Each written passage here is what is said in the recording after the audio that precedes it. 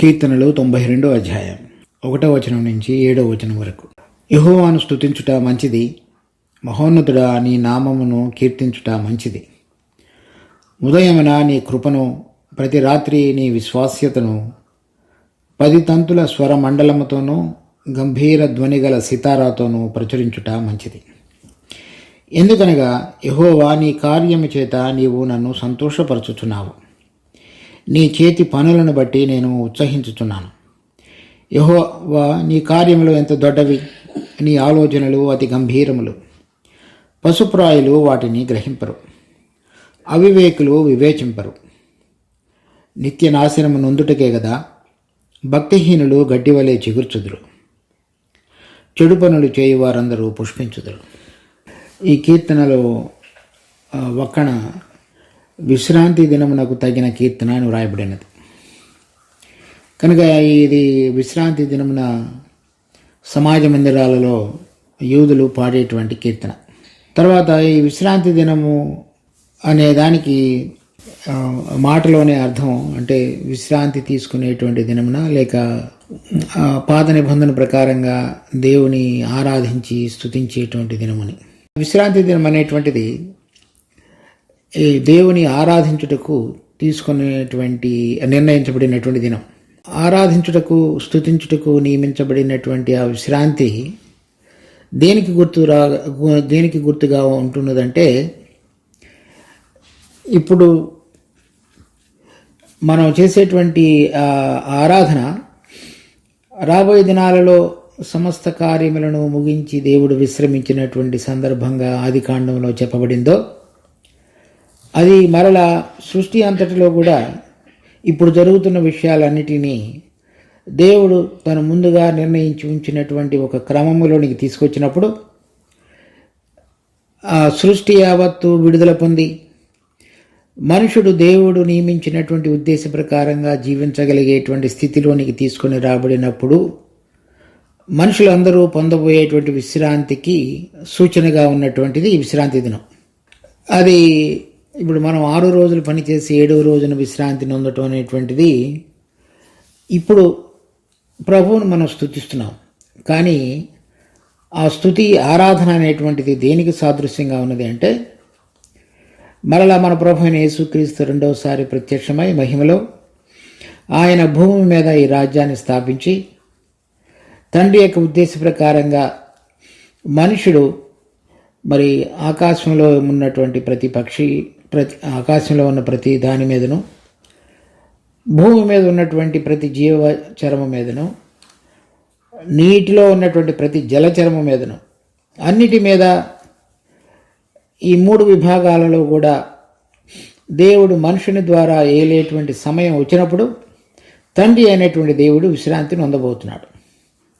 So మనం ఇప్పుడు ఆరాధించేటువంటి ఈ ఆరాధనా క్రమం ఏదైతే ఉన్నదో సంఘాలలో కానీ, పాత నిబంధనలో ఉన్నటువంటి యూదుల యొక్క సమాజ మందిరాలలో కానీ, దేవుడు తన కార్యములన్నిటినీ ముగించి విశ్రమించిన దానికి గుర్తుగా ఆయన సమస్తమును బాగుగా చేసి ఆయన విశ్రమించిన రీతిగా రాబోయే దినాలలో మన ప్రభు అయిన యేసుక్రీస్తు వచ్చి సమస్తాన్ని కూడా తండ్రి యొక్క ఉద్దేశ ప్రకారంగా స్థిరపరిచి, తండ్రి 1000 సంవత్సరాలు విశ్రాంతి తీసుకొని అప్పుడు కుమారుని యొక్క భుజముల మీద రాజ్యభారము ఉండి ఆయన సమస్తాన్ని జరిగించి తండ్రి యొక్క చిత్త ప్రకారంగా పరలోక సంబంధమైనటువంటి ఆ పరలోక రాజ్యము, లేక పరలోకములో ఏ విధంగా దేవుని చిత్తము నెరవేర్చబడుతున్నదో అదేవిధంగా దేవుని చిత్తము భూమి మీద నెరవేర్చబడి అన్నీ కూడా విశ్రాంతి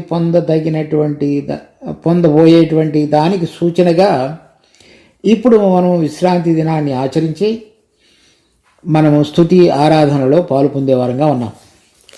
చూడండి, ఆదికాండం 2వ అధ్యాయం 1వ వచనం. ఆకాశమును భూమియు వాటిలోనున్న సమస్త సమూహమును సంపూర్తి చేయబడిన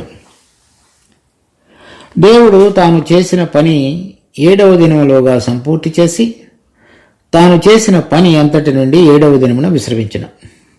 తర్వాత 3వ వచనం. కాబట్టి దేవుడు ఆ 7వ దినమును ఆశీర్వదించి పరిశుద్ధపరచును, ఏలయనగా దానిలో దేవుడు తాను చేసినట్టు సృజించినట్టు తన పని అంతటి నుండి విశ్రమించను. ఏవైతే చేసి ఉన్నాడో, కొన్నిటిని సృజించి ఉన్నాడో వాటన్నిటి నుండి కూడా విశ్రమించాడు. ఈ విశ్రమించటం అనేటువంటిది అన్నీ కూడా బాగుగా చేయబడిన తర్వాత, ఈ 6 దినాలు సృష్టి ఆకాశంలోను భూమిలోను అన్నీ కూడా జరిగించిన తర్వాత 2వ అధ్యాయం 1వ వచనంలో ఆకాశమును భూమియు వాటిలోనున్న సమస్త సమూహమును సంపూర్తి చేయబడిన. అలా చేయబడిన తర్వాత 7వ దినములోగా ఆయన 7వ దినమున విశ్రమించున్నాడు. ఈ 7వ దినమున విశ్రమించినటువంటి దానికి గుర్తుగా ఈ పాత నిబంధనలో కనుక మనం చూసినట్లయితే వారికి మరి దేవుడు మోషేకు సీనాయి కొండ మీద ప్రత్యక్షమైనప్పుడు 7వ దినమున విశ్రాంతి దినంగా ప్రకటించి వారందరూ కూడా ఆ 7వ దినమును లేక విశ్రాంతి దినమును ఏమాత్రం కూడా అటు ఇటు తొలగిపోకుండా చక్కగా దాన్ని పాటించాలని దేవుడు వారికి ఆజ్ఞించున్నాడు. దానికి అనుసారంగా ఈ కీర్తనలలో మనం చూసేటువంటి భాగం ఈ విశ్రాంతి దినమున దేవుని స్తుతించి ఆరాధించడం అనేటువంటిది. అది రాబోయేటువంటి దినాలలో మన ప్రభు అయిన యేసుక్రీస్తు వచ్చి తన యొక్క రాజ్యాన్ని స్థాపించిన దానికి గుర్తుగా వాళ్ళందరూ కూడా పాడేటువంటి వాళ్ళు. ఇప్పుడు నూతన నిబంధనలో మనం కూడా మన ప్రభు అయిన యేసుక్రీస్తు వచ్చి తన రాజ్యాన్ని స్థాపించి దేవుని యొక్క క్రమాన్ని, పరలోక సంబంధమైన ప్రతిదాన్ని కూడా ఆయన సృష్టించుటలోనూ చేయుటలోనూ కలిగినటువంటి ఉద్దేశాన్ని నెరవేర్చబడేటువంటి దినానికి గుర్తుగా మనము ఆయనని స్తుతించి ఘనపరిచి ఆరాధించే వరంగా ఉన్నాం. ఇక్కడ మనం చూస్తున్నటువంటి 2వ వచనం 92వ అధ్యాయం 2వ వచనంలో యెహోవాను స్తుతించుట మంచిది, మహోన్నతుడా నీ నామమును కీర్తించుట మంచిది. ఈ మహోన్నతుడు అనేటువంటి నామం ఈ 91వ అధ్యాయం 1వ వచనంలోను, తర్వాత ఈ 92వ అధ్యాయం 8వ వచనంలో కూడా రాయబడింది, యెహోవా నీవే నిత్యము మహోన్నతుడుగా నందు. ఈ మహోన్నతుడు అనేటువంటి మాట ఇక్కడ మనం ఆదికాండం 14వ అధ్యాయంలో 18వ వచనంలో ఉంది. మరియు షాలేము రాజైన మెల్కీసెదెకు రొట్టెను ద్రాక్షారసమును తీసుకుని వచ్చెను, అతడు సర్వోన్నతుడకు దేవునికి యాజకుడు. తర్వాత 19వ వచనంలో అప్పుడు అతడు అబ్రహామును ఆశీర్వదించి ఆకాశమునకు భూమికి సృష్టికర్త అయిన సర్వోన్నతుడైన దేవుని వలన అబ్రహాము ఆశీర్వదించబడును గాక అనెను. 20వ వచనంలో నీ శత్రువులను నీ చేతికి అప్పగించిన సర్వోన్నతుడకు దేవుడు స్తుతింపబడును గాక నీవు చెప్పిన. ఈ సర్వోన్నతుడు అనేటువంటి ఈ మాట మొదటిసారి ఇక్కడ వాడబడినప్పుడు మనం ఆదికాండం 2వ అధ్యాయంలో చూచినట్లుగా ఆయన ఆకాశములోను భూమిలోను సమస్తమును చేసి సృజించి అన్నిటినీ వాటి క్రమ ప్రకారంగా. సో ఇక్కడ మనం చూస్తున్నటువంటి మాట కూడా అర్థం ఏంటంటే 19వ వచనంలో ఉంది. ఆదికాండం 14:19లో ఆకాశమునకు భూమికిని సృష్టికర్త అయిన సర్వోన్నతుడు. అంటే ఈ రెండోటిలో కూడా భూమి మీద కానీ ఆకాశంలో కానీ అన్నిటికంటే ఉన్నతంగా ఉన్నటువంటి వాడు మహోన్నతుడు. తర్వాత వీటన్నిటిని సృజించి వాటన్నిటినీ కూడా తన మాట యొక్క మహత్తు ద్వారా నిర్వహించుతున్నటువంటి గొప్ప దేవుడు అని అర్థం. చూడండి, హెబ్రీ పత్రిక 1వ అధ్యాయం 3-4 వచనాలలో ఉన్న మధ్య భాగంలో ఉన్న మాట, తన మహత్తు గల మాట చేత సమస్తమును నిర్వహించుచు. ఈ తర్వాత అదే వచనంలో ఉన్నత లోకమందు మహామహుడగు దేవుని కుడిపార్శ్వమున. సో ఈ భాగాల్లో మనం చూసేటువంటి విషయం ఏంటంటే ఆయన ఆ విధంగా సృష్టించడం మాత్రమే కాకుండా తన మహత్తు గల మాట చేత సమస్తమును ఏదైతే సృష్టించున్నాడో వాటన్నిటినీ నిర్వహించేవాడుగాను, తర్వాత ఉన్నత లోకమందు మహామహుడు అంటే సర్వోన్నతుడుగా ఉండి పైన ఉన్నటువంటి లోకంలో మహామహుడుగా ఉన్నటువంటి దేవుడు అని అర్థం.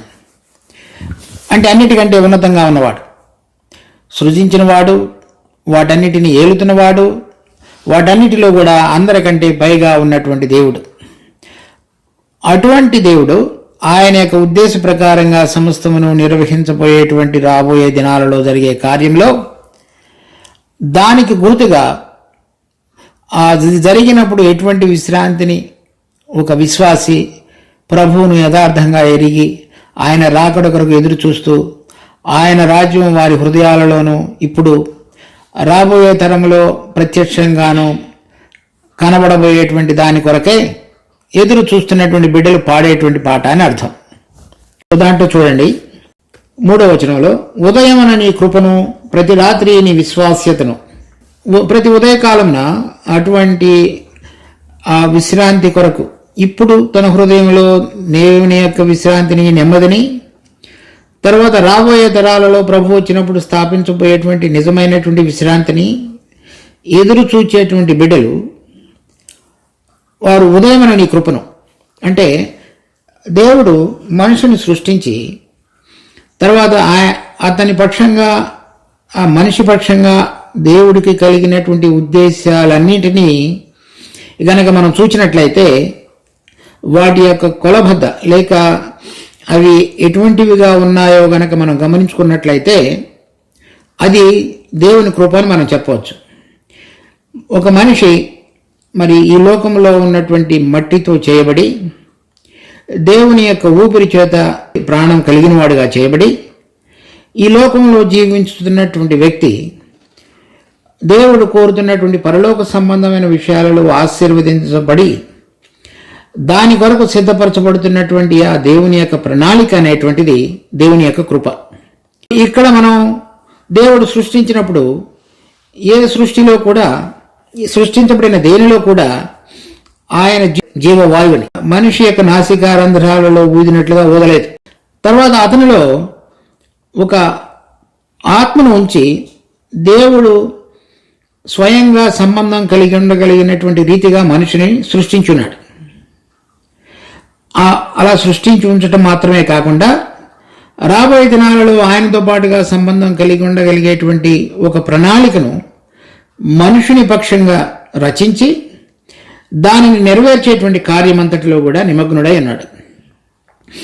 ఆ మొత్తం అంతటిని కలిపి దేవుడు మన పక్షంగా, మనిషి పక్షంగా కలిగినటువంటి ఈ సంకల్పం అంతటిని కూడా అది దేవుని యొక్క కృప అని మనం వర్ణించవచ్చు.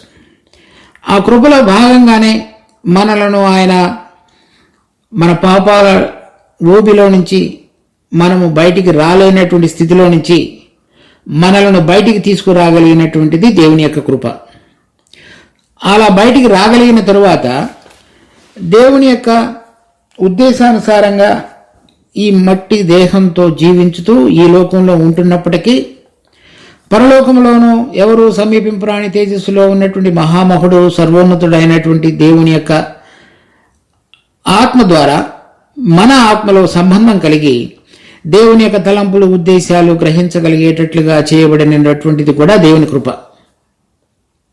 కనుక మనం ప్రతిరోజు ఉదయమున దేవుడు మనల్ని ఎందుకు సృష్టించున్నాడో, మన పక్షంగా ఆయన యొక్క తలంపులు, ఉద్దేశాలు ఏమైనాయో వాటిని నెమర వేసుకుంటూ అటువంటి ఉన్నతమైనటువంటి తలంపులు, అంటే పరలోక సంబంధమైనటువంటి స్థలాలలో ఆత్మ సంబంధమైన ప్రతి ఆశీర్వాదాన్ని పొందగలుగుటకు, తన కుమారునితో పాటుగా కలిసి రాబోయేటువంటి దినాలలో 1000 సంవత్సరాల పరిపాలనలలో ఆయనతో పాలివారంగా చేయబడి మహిమలో పాలు పొందుటకు, తర్వాత ఆయన రాజ్యం చేసినప్పుడు ఆ రాజ్య అధికారంలో మనుషులమైన మనం కూడా ఆయనతో పాటుగా తోటి భాగస్థులుగా ఉండగలుగుటకు, మనలను పిలుచుకున్నటువంటి దేవుని యొక్క ఆ కృపా సంకల్పం ఏదైతే ఉన్నదో దానిని బట్టి ప్రతి ఉదయమున స్తుతించటం మంచిది.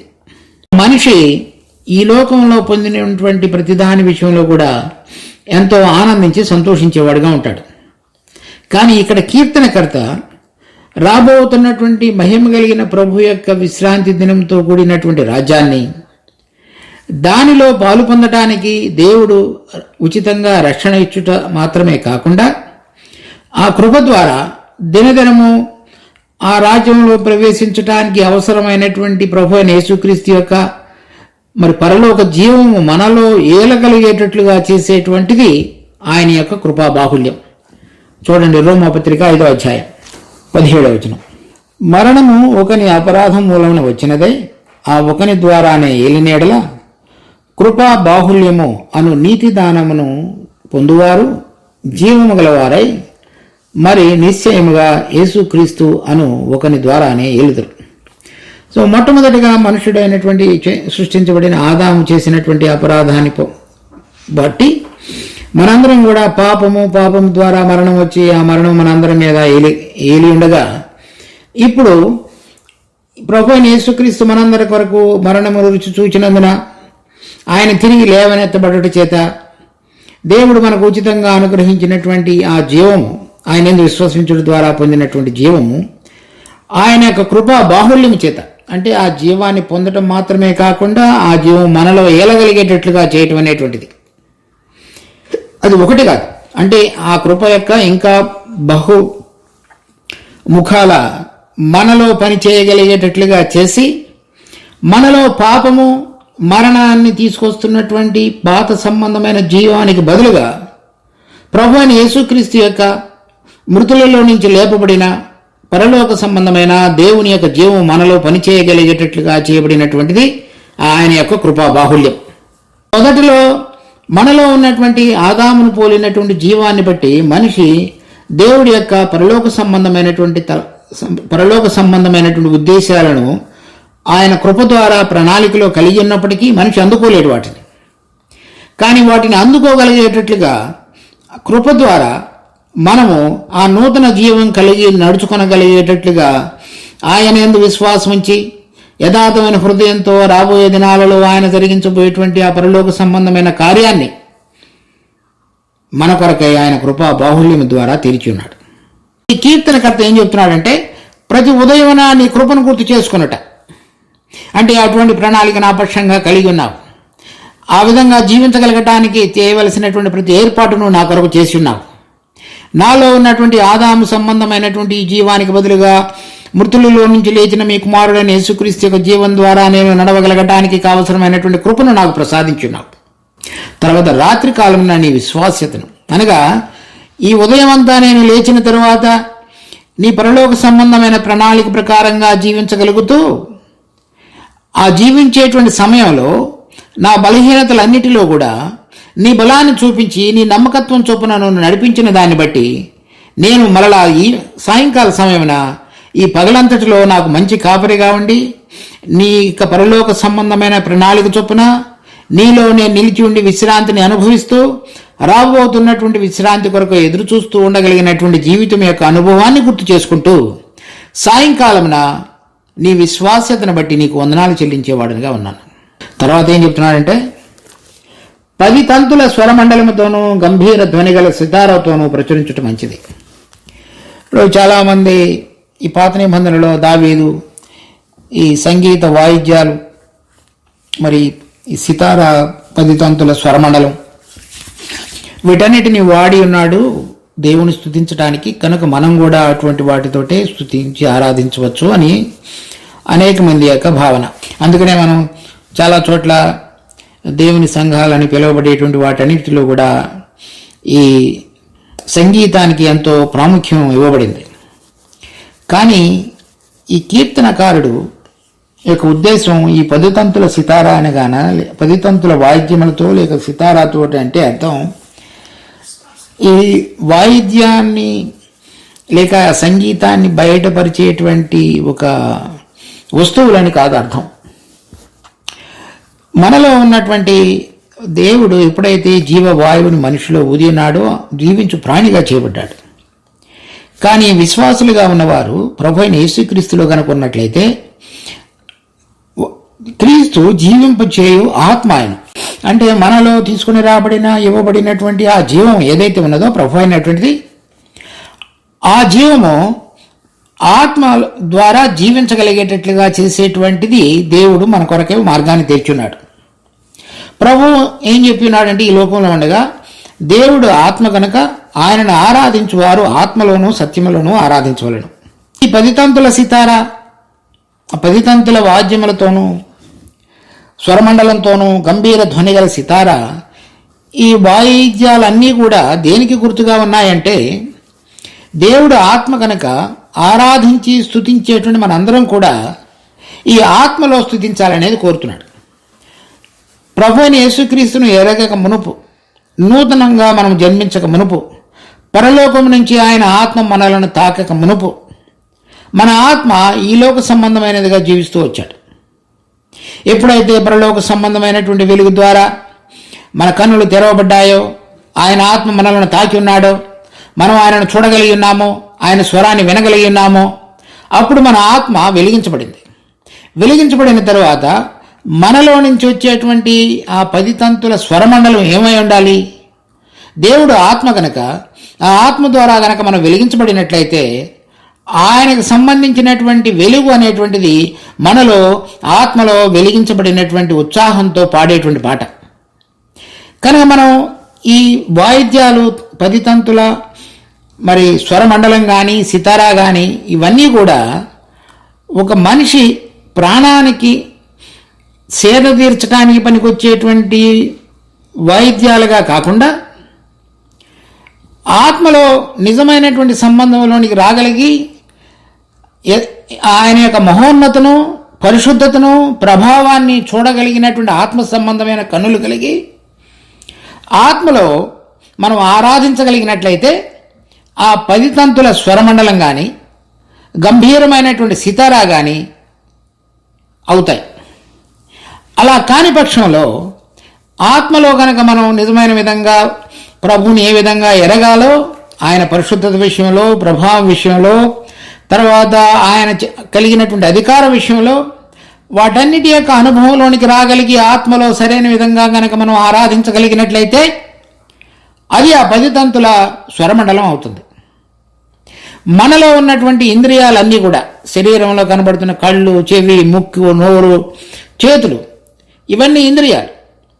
ఆ ఇంద్రియాలు ఆత్మ సంబంధమైనటువంటి ఇంద్రియాలుగా గనక నిజమైన విధంగా వెలిగించబడి, మనోనేత్రాలు వెలిగించబడి, మన అంతరంగమైనటువంటి చెవులు తెరవబడి, మనలో ఉన్న మనస్సాక్షి శుద్ధీకరించబడి ఆయన స్వరాన్ని, ఆయన యొక్క ప్రభావాన్ని నిజమైన రీతిలో పరలోక సంబంధంగా చూడగలిగితే మనలో నుంచి వచ్చేటువంటిది నిజమైన ఆరాధనగా చేయబడుతుంది, లేకపోతే పిలువబడుతుంది దేవుని సన్నిధిలో. చూడండి, 1 కొరింథీ 14వ అధ్యాయం 15వ వచనం. కాబట్టి ఆత్మతో ప్రార్థన చేతును, మనసుతో ప్రార్థన చేతును, ఆత్మతో పాడుదును, మనసుతోనూ పాడుదును. లేని ఎడల నీవు ఆత్మతో స్తోత్రము చేసినప్పుడు ఉపదేశము పొందిన వాడు నువ్వు చెప్పుదానిని గ్రహింపలేడు కనుక నీవు కృతజ్ఞతాస్తుతులు చెల్లించినప్పుడు ఆమెన్ అని వాడు ఎలాగూ పలుకును. కనుక ఈ ఆత్మతోనూ మనసుతోటి అంటే స్పిరిట్ అండ్ సోల్ రెండిటితోటి, అంటే ఏ విధమైనటువంటి ఇంద్రియాలు ద్వారా మన ఆత్మలో చక్కగా మన మనోనేత్రాలు వెలిగించబడి మన అంతరంగంలో ఉన్నటువంటి ఆత్మ దేవుని యొక్క స్వరాన్ని చెవులుగా వినగలిగి ఆయన యొక్క ప్రభావాన్ని రుచిచూచి విశ్వాస్యతను గుర్తెరిగి ప్రతిరోజు ఆయన చేత నడిపించబడుతున్నటువంటి అనుభవంలో కనుక జీవిస్తున్న ఆత్మ సంబంధమైన వ్యక్తి దేవునికి నిజమైనటువంటి విధంగా అప్పగించేటువంటి ఆరాధన ఆ 10 తంతుల స్వరమండలంతో, ఆ గంభీరమైన సితారా ధ్వనితోటి పోల్చబడింది. అలా కాని పక్షంలో మనం చేసేటువంటిది అంతా కూడా ఆ ప్రాణ సంబంధంగా మాత్రమే ఉండి అది నిజమైనటువంటి సంపూర్ణతను ప్రభు యొక్క ఆరాధకునికి మరి సంతృప్తిని కలిగించేటువంటి విధమైనటువంటి విధంగా ఉండదు. తర్వాత 92వ అధ్యాయం 4వ వచనం. ఎందుకనగా నీవు నీ కార్యము చేత నువ్వు నన్ను సంతోషపరుచుతున్నావు. ఏమిటి ఆయన చేసినటువంటి కార్యం నన్ను సంతోషపరిచేటువంటిది? చూడండి, ఆదికాండం 1వ అధ్యాయం 27వ వచనం. ముందు 27వ వచనం చదివి తర్వాత 26వ వచనం చూద్దాం. దేవుడు తన స్వరూపమందు నరుని సృజించను, దేవుని స్వరూపమందు వాని సృజించను. తర్వాత 26వ వచనంలో దేవుడు మన స్వరూపమందు మన పోలిక చొప్పున నరులను చేయదుము. 6 దినాలలో సృష్టించినటువంటి సృష్టి అంతటిలో కూడా ఏదీ కూడా ఆయన స్వరూపంలో ఆయన పోలిక చొప్పున ఏదీ సృష్టించబడలేదు. సో ఈ ఏదైతే విశ్రాంతి దినం కొరకు ఎదురు చూస్తున్నటువంటి వ్యక్తి పాడుతున్నటువంటి పాటలో అతని గమనంలో ఏమున్నది అంటే, అన్నిటికంటే అతి గంభీరమైనటువంటి కార్యము దేవుడు సృష్టించినది దేవుని యొక్క సారూప్యమందు ఆయన పోలిక చొప్పున మనుషుని నిర్మించటం కాదు. ఆ సృష్టిలో అన్నిటికంటే ఉన్నతమైనటువంటిదిగా ఈ విశ్రాంతి దినం కొరకు ఎదురు చూస్తున్నటువంటి వ్యక్తి గుర్తించాడు.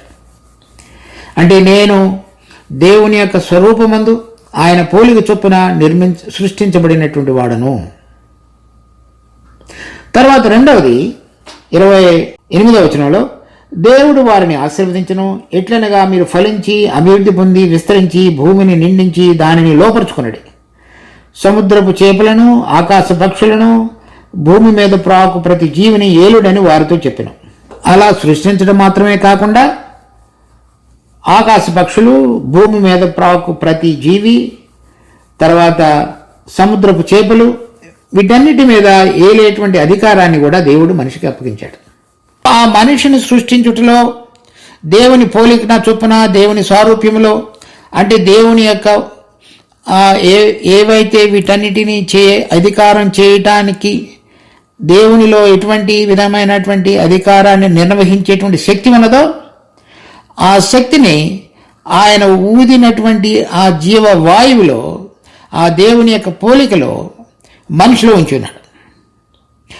ఆ కార్యము చూసినప్పుడు ఈ కీర్తన 92వ అధ్యాయంలో 4వ వచనంలో, ఎందుకనగా నీ కార్యము చేత నువ్వు నన్ను సంతోషపరుచుతున్నావు.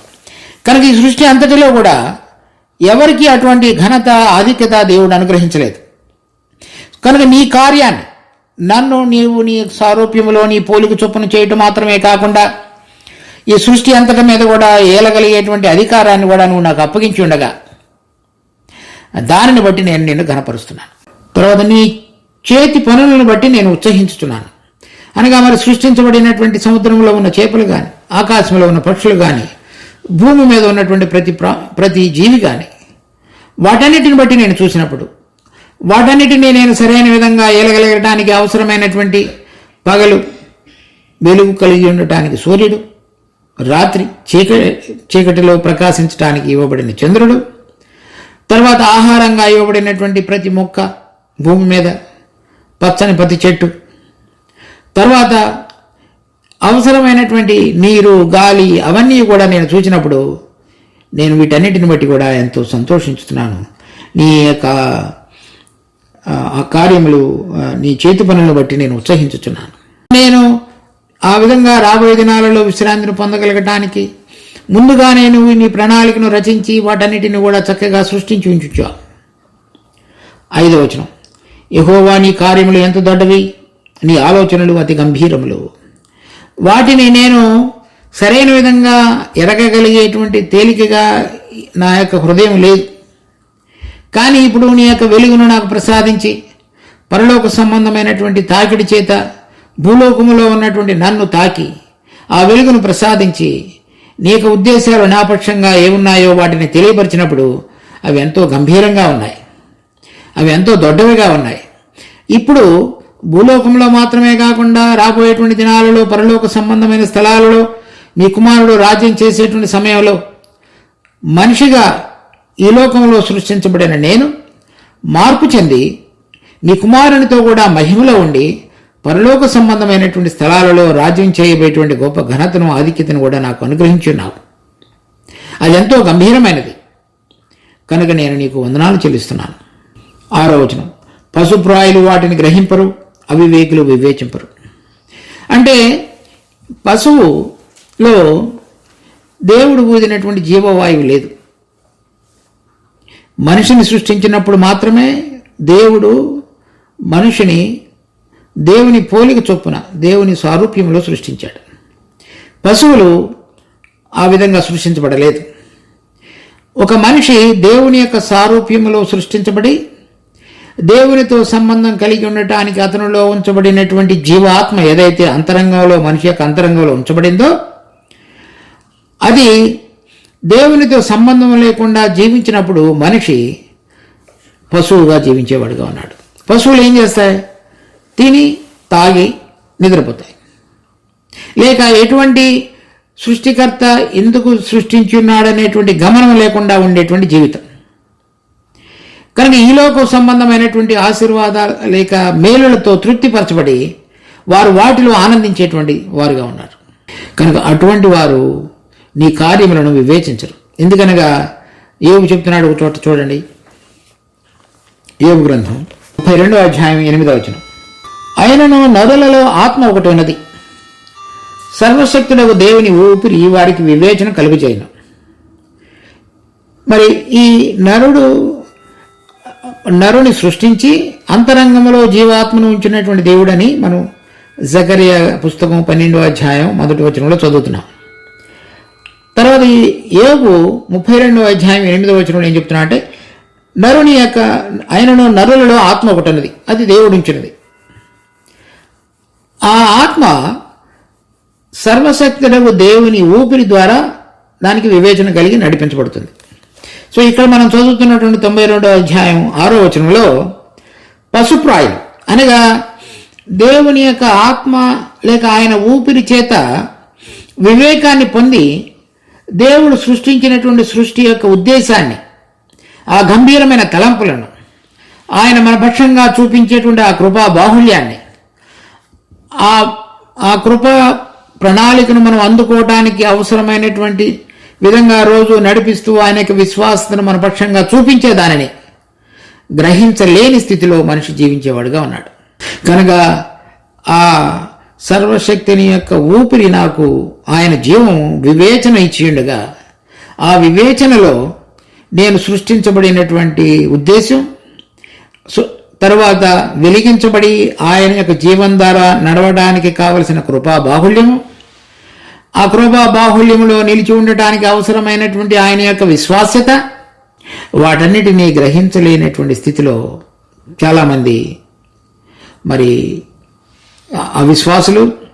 విశ్వాసులలో ఈ పరలోక సంబంధమైనటువంటి దేవుని యొక్క కృపా ప్రణాళికను గుర్తించకుండా ఉన్నటువంటి అనేక మంది ఆ విధంగా జీవించేవారుగా ఉన్నారు.